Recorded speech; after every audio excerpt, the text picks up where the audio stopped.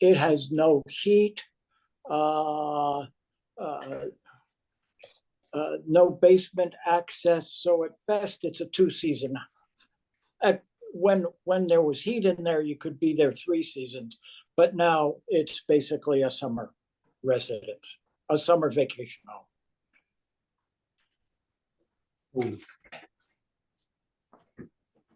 Go ahead, Mr. Bullock. What? Go ahead, Mr. Bullock. Are you finished? I'm pretty much finished. So I had done some back of the envelope calculations that based on 2 other wood lots, that the 25 acres might be valued $100,000, more or less, and that the house itself, based on the valuation of an adjacent house that is a 4-season house, is probably in the current valuation, probably not worth more, than $60,000-$70,000. So I think when I went through various, I came up with a total valuation of $134,000 rather than the $480,000.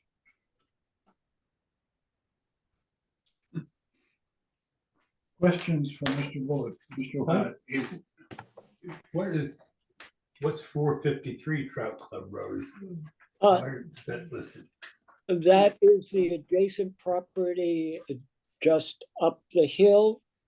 And both of those properties are owned by a trust that my mother established, for which I am the trustee. And the tax bill on all of those properties answered. So they're both 2-story, 24 by 24 houses with 2 bedrooms on the 2nd floor, but one is a 4-season home and the other is a, as I was saying, maybe 2 seasons. Are they separate parcels? 453 is separate from 26 Turner Road, yes. So 427 is not? 427 is on the same parcel as 26 Turner Road.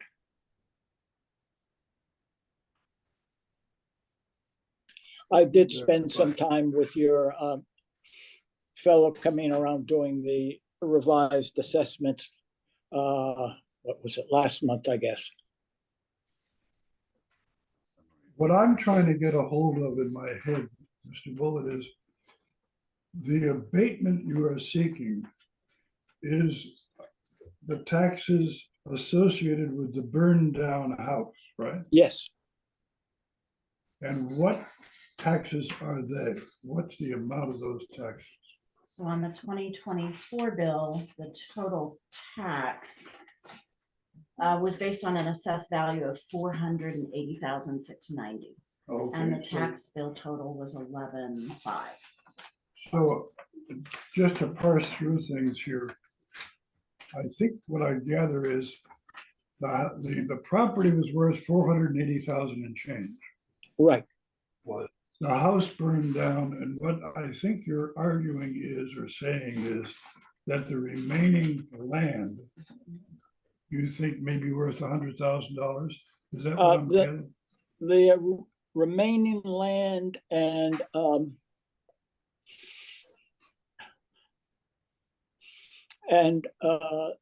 with this hunting cabin on it, I think is probably worth no more than 170,000. 100 for the land and 70,000 for the house. Okay. And that's very helpful. Thank you. Well, his letter those gave different numbers. So let me just ask, so that there's first a chalet. Go ahead, Lisa.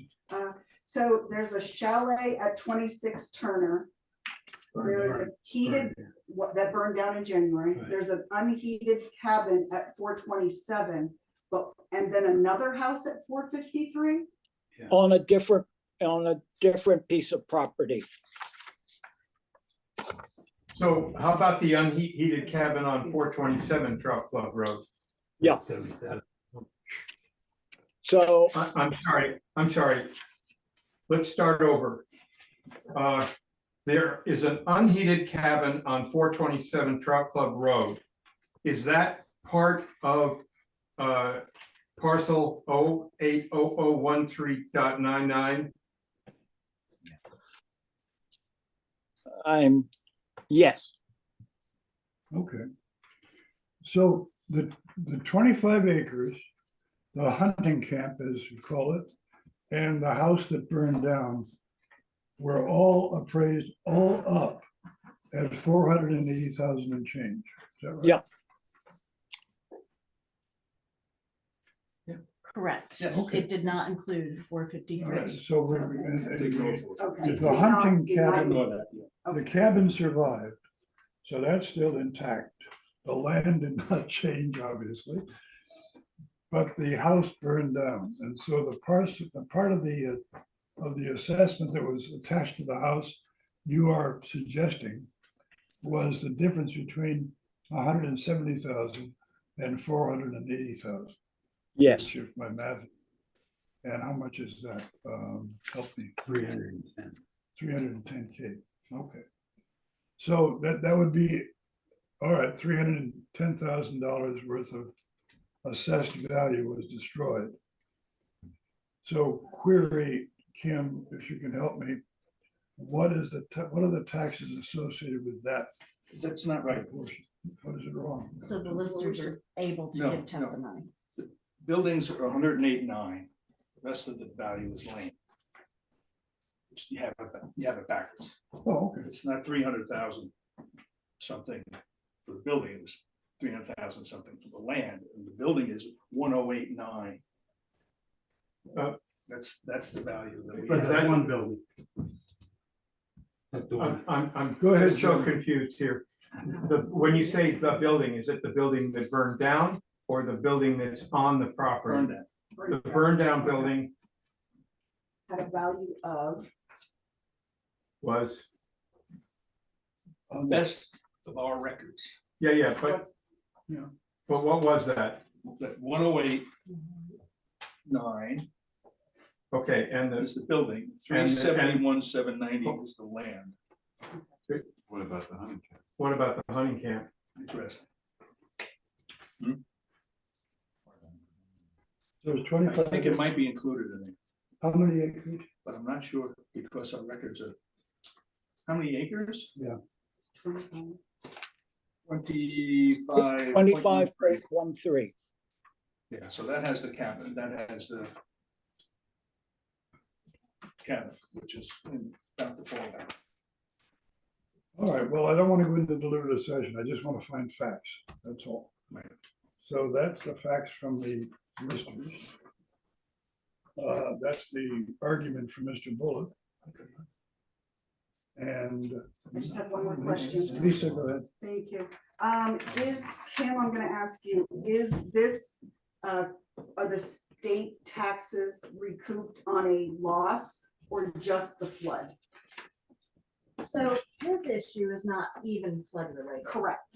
He is just asking for an adjustment to his tax bill because of the damage The loss.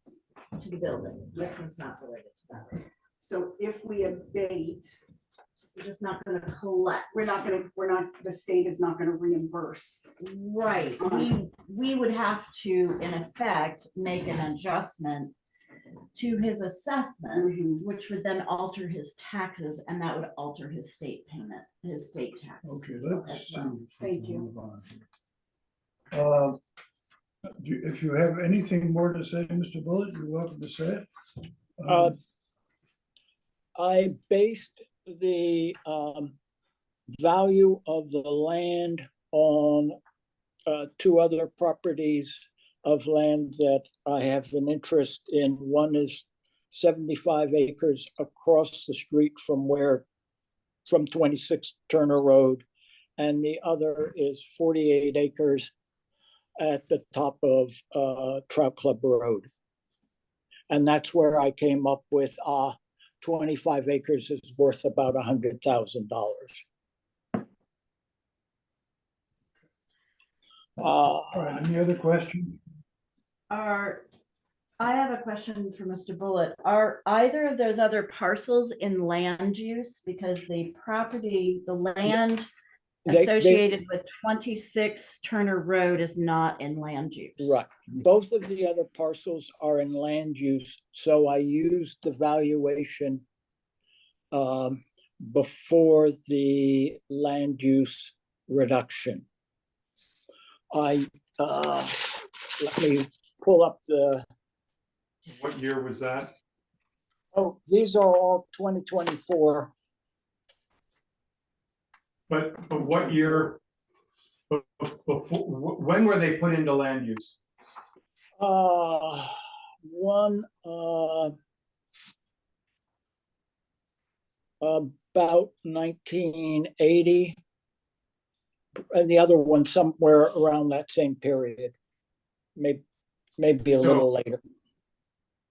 Just as a matter of fact, the appraised values of the properties before they went into land use are roughly 40 years old. Is that right? Am I right by that? You know, I'm taking the appraised value from the most recent tax bill. The one for the wooded land at the top of Trout Club Road is appraised at $227,000 for those 48 acres. And does that include is That's- that the current use appraisal? That's before the current use exemption.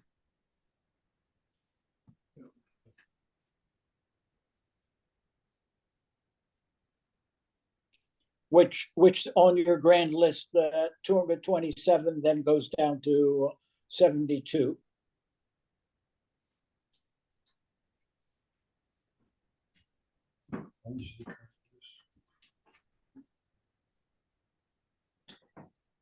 Okay, I figured, we're gonna go. I figured we're I gonna should go right put through in all the three value of that testimonies. 25 acres of potentially developable land. And you know, use these two other plots as my best estimate of land values in the framework of your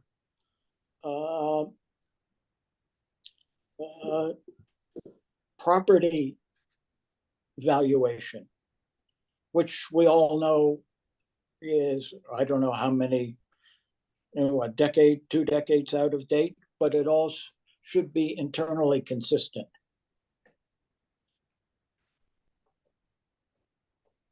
Are there any other questions for Mr. Bullitt?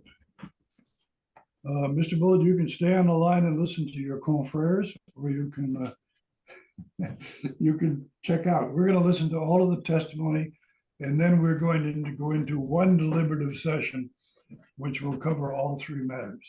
Okay, thank you. Okay, thank you. Who is here for Ulrich and Wagon? Mark Wagon is here. I'm here. Do you have lister cards that you were gonna hand out for, I just want a copy of the bullet one. Yeah, the report on it. I have just what was handed out on my behalf.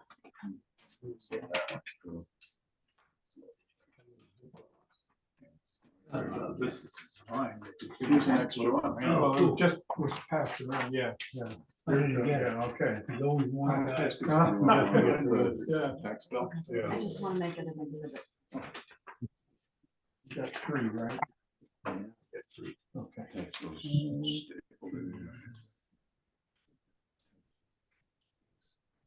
Mark, want to tell us your story? You want Sorry? to swear 'em in? Do that as a group. They all raise their hand. Good evening, everybody. So I'm the co-owner of the house at 725 Main Street. We're directly adjacent from the firehouse and the gas station. As you all know, we were severely damaged by the flood last July. We had purchased the house in November of 22. It was a transfer of ownership from my wife's mother, so my mother-in-law and her late husband, to us. So we had only owned the house for about 9 months prior to this flood happening to. We've been working with state agencies and also our insurance adjuster because we have had flood insurance on the house. FEMA has not been able to assist us at all, besides very small temporary housing help, and actually we didn't even use it. We were graciously put up by the Proudies for about 2 to 3 weeks prior to moving out to Grafton to a family house. We are paying the taxes, electric, upkeep of the house in Grafton, as well as rent to the family because that house is in a trust as well. So we're paying rent to the family out there. But we're also upkeeping our house at 725 Main, property taxes. We're also doing property management, taking care of the lawn, and also electric, basic electric right now. And of course, insurance and homeowners insurance as well is still being kept on the house. I've been working with state agencies, and the only reason for requesting the abatement is I was advised to because of the law that Phil Scott signed into effect. I believe that was October-ish of last year. I was only made aware of it midsummer. So that's my request. I had only in the letter originally requested for the 2024, but now that I know that I can do 2023 as well, I would like to at least request a partial because we only own the house from November 2022 on. So the prior owner, Annalise Ulrich, had already paid her taxes for 2022. So that's my long and short story right there. Thank you very much. That's very helpful. Questions for Mark? So this is Kim Seymour. You, in effect, I believe it was July 7th, the storm hit. Yep. And you were awakened to find everything flooded up to your cars, as I recall. Yes, it was over the top of the cars. We had about 4 feet of water in our first floor. So total loss of everything downstairs, all personal property, electronics, major appliances, downstairs in the basement heater, well pump, our actual well bladder, since it was not bolted to the floor, floated up, came down, ripped all the pipes throughout the house. So this is actually going to be a total reconstruction because more than half of the assessed value of the house was damaged. I've been notified that we do need to raise the house to meet the new FEMA standards. That's another large expense that is not going to be covered by our insurance company.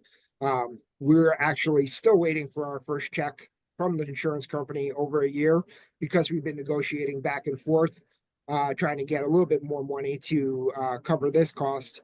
What they've offered me so far is barely enough to cover the interior of the house and all the things that need to be repaired inside, which is why you guys probably drive by there all the time. There hasn't been very much work going on besides little things here and there, just because we don't have the funding to actually make this work at the moment. So Questions for Mark? I had one question. So you've essentially lost use of the house since July of 23. Yes. Through the current date. Do you have any realistic estimate on when you might be back in the house? We're hopefully by spring. They're thinking Of 25. by the end of this month, we should have at least some funding to go in. And I was going to talk to Will because I have been researching, and other state agencies have said that we can repair the house and move back in prior to it being lifted, as long as it's within the time frame of renewal of my flood insurance, which would be November of 2025. My policy is a 2-year policy, so it has to be completed within that 2-year time frame to be able to get national flood insurance. If not, I would have to go on to a private flood insurance, and private flood insurance is 3 to 4 times more expensive than national flood insurance. So I'm going to be doing the national flood insurance route. Other questions from Mark? Hearing none, we will move on. Mr. Mikulski? Hi, thank you, and thank you for, You. Go ahead. yes. Oh, I was just saying, first, thank you for serving tonight and taking your time to hear all of this. Just one little fix, which is on the agenda. I noticed it's listed as 443 Lawrence Hill Road. The tax address is 433 Lawrence Hill Road. And actually the official address is 427. It changed from 433 when the 9/11 kind of thing was redone to cite our driveway. So Glad we have this meeting to find that out. so our Go ahead. So our story is, and like Mark Weigand, I only learned about what the governor had done in this sort of the state law just several weeks ago. And when I saw that the town would be reimbursed for the tax abatement, I thought, well, let me pitch my story here. When the flood hit, we had 5.5 feet of water in our basement. So it wiped out all of the mechanicals, wiped out water treatment, furnace, hot water, and it also contaminated our well. So the water was undrinkable.